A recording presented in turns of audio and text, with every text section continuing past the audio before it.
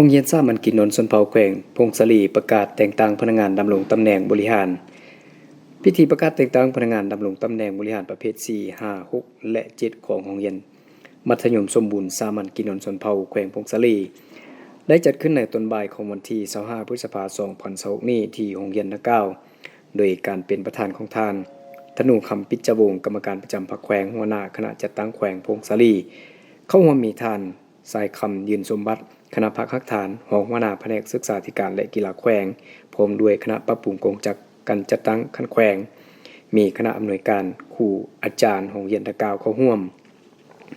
ในพิธีตั้งหน้าคณะปรับปรุงกงจักการจัดตั้งคันแขวงได้ผ่านโค้ตกลงของคณะกรรมการปกครองแขวงเลขที่322ทับขปคลงวันที่10พฤษภาคม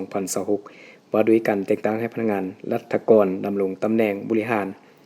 โดยแต่งตั้งทานสกุลไทยแสงเดือนหัวหน้าศูนย์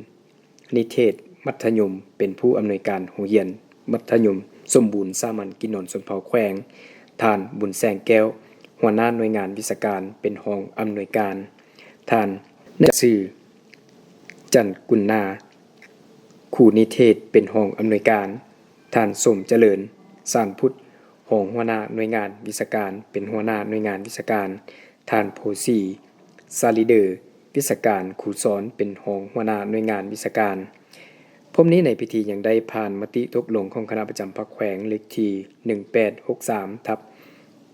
ขพคลงวันที่23ธันวาคม2025ว่าด้วยการมอบบัตรสมาชิกพรรคสมบูรณ์ครบตามมาตรฐานโดยตกลงมอบให้บรรดาชายที่ครบตามมาตรฐานอยู่หน่วยพักโรงเรียนมัธยมสมบูรณ์สามัญกิจนนท์ชนเผ่าแขวงพงศลีจำนวน7สหายหญิง3สหาย